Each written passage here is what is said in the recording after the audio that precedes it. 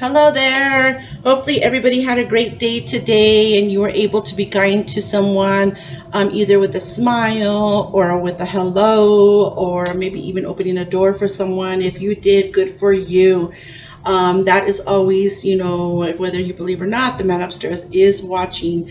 My name is Lori, and hopefully, for some reason my asthma's been acting up, so hopefully I'm not coughing throughout this whole podcast.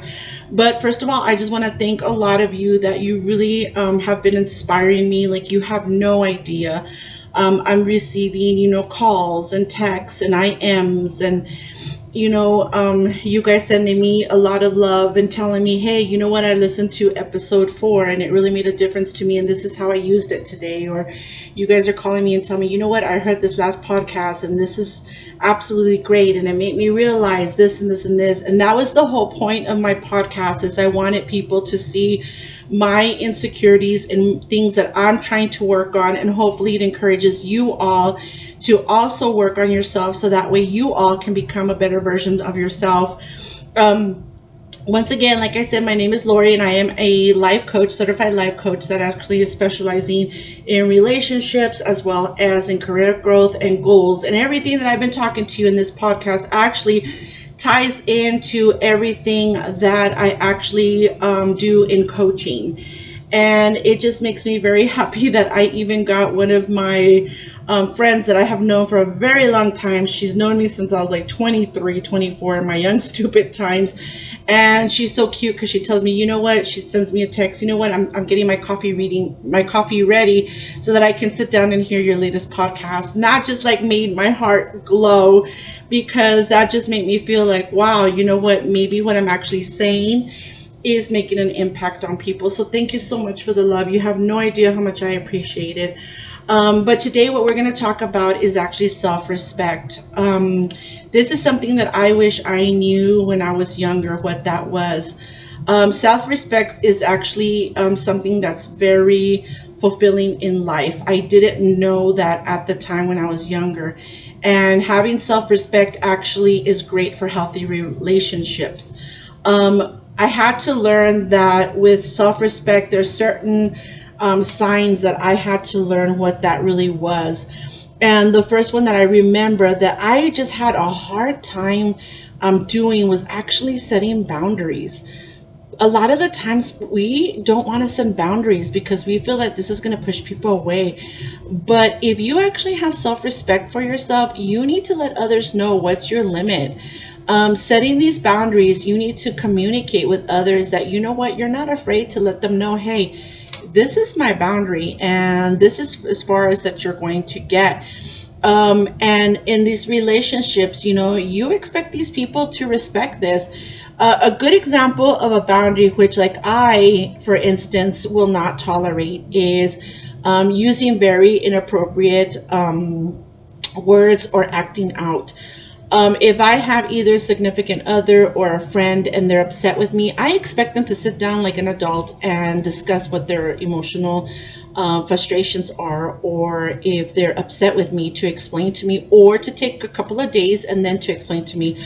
But my boundary is that I will not tolerate being spoken to in a certain way. I will not tolerate cuss words, especially if you're either my significant other or you're a friend of mine.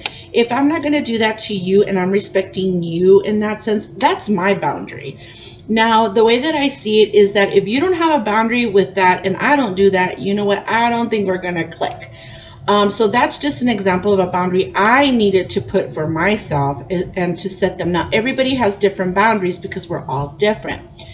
Another thing that's healthy for self-respect is that you need to prioritize your needs.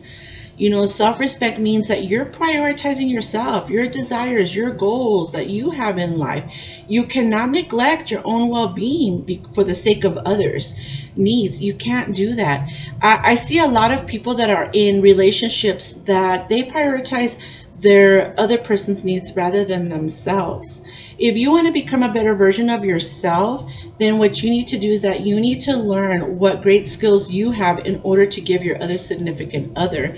We're not saying to change, but you know what? Everybody can become a better version of themselves.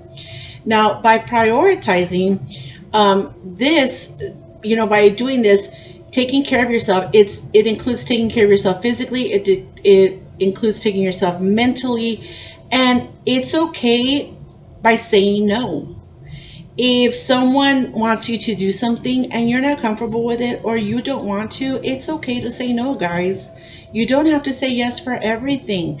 That's where your boundaries come in, and that's where you prioritize your needs. Now, you can remember we talked about communication. You can communicate effectively to them why you're saying no.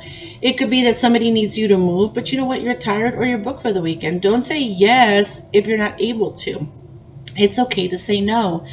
Another thing is that you need to make decisions based on your own values. Now, when you have self-respect, you need to make sure that you are very clear and understanding your own important values and belief system that you have. This means that when you make the decisions, it aligns with your own values. It aligns with your own self. Don't do values, or don't align yourself with others. Don't expect to do what others expect you to do, because it's going to make you either popular or people are going to like you. No, all of these kind of decisions, it's about your values, your needs, and it's your career, it's your relationship, it's your life. And another thing I have to worry about that I did not have and I had to work on is being assertive, being really clear about what I think. And I'm not afraid to speak up for myself. I'm not afraid to tell you what my needs and my boundaries are. I can tell you in a very tactful communication, respectful way. I will clearly, and assertively tell you, I don't have to use aggression. I don't have to be passive aggressive. I will let you know I'm not comfortable with this and I'm not going to do it for the reason of A, B, and C. This being assertive can help you so that people don't take advantage of you, because unfortunately there are many people that will take advantage of you because you don't know how to say no. They know that, oh, let me ask this person because she never says no. You guys, it's okay to set boundaries, it's okay to say no, and it's okay to be assertive. That is self-respect. You need to respect yourself in order for others to respect you. Another thing is that taking responsibility for your own actions. When you have self-respect, we need to take responsibility for our own actions. We can't be blaming others for our mistakes. If we did it, you know what? Face it, own it. You made a mistake. Take responsibility for the blame. Acknowledge your role in any of the problems that might arise. This means that this will help you to avoid becoming so defensive or passive aggressive in your relationship, whether that be a partner or at work or a friend or family. Once you start owning up to your own mistakes, believe it or not, it really does help you become less defensive, because in that way, oh man, I could make a mistake. Oh, I could be sounding like that. Or yeah, you know what? That does sound like me. So make sure that you take responsibility for your own actions. Another self-respect is that you want to make sure that you surround yourself, and we talked about this, guys, surround yourself with positive people.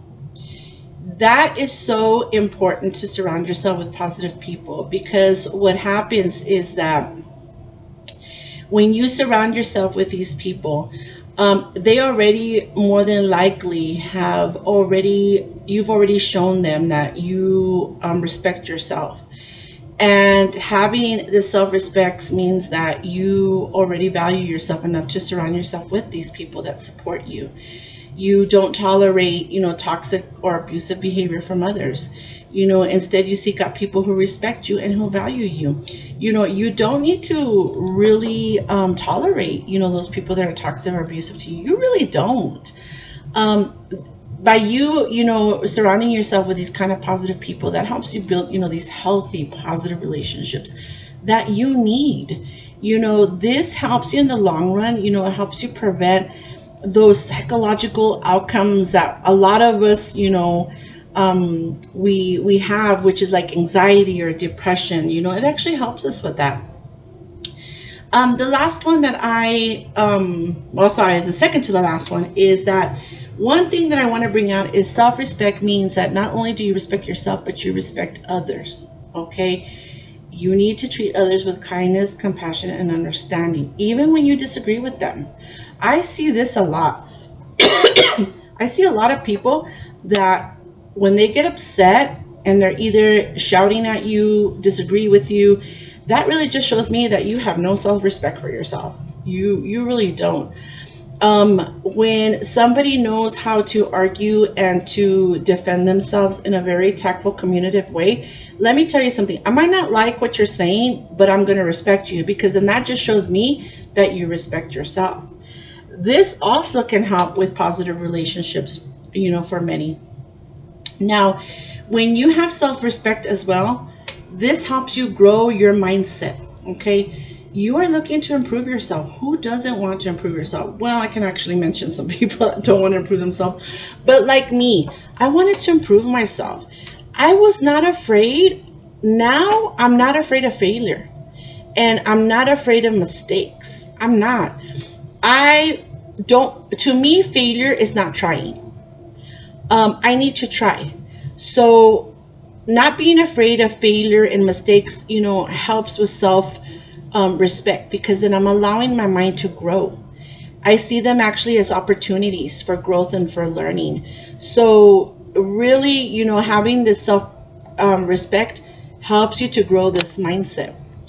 Um, the last one that I was, going to discuss was how you don't have to tolerate disrespect, guys. You don't.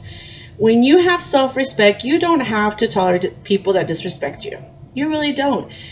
I usually will look at them and I just turn around and I walk away. I am not going to give you the time of day.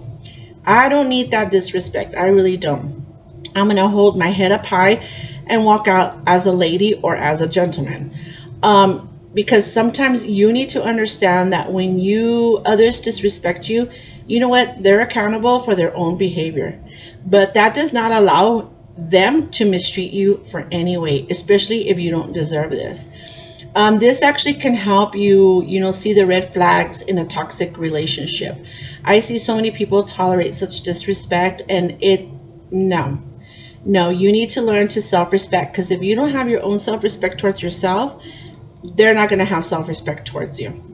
I hope that sorry that this podcast is really short, but like I said, my asthma is kind of acting up. But I hope that you kind of learn what self-respect was. I did have to learn this. I was guilty.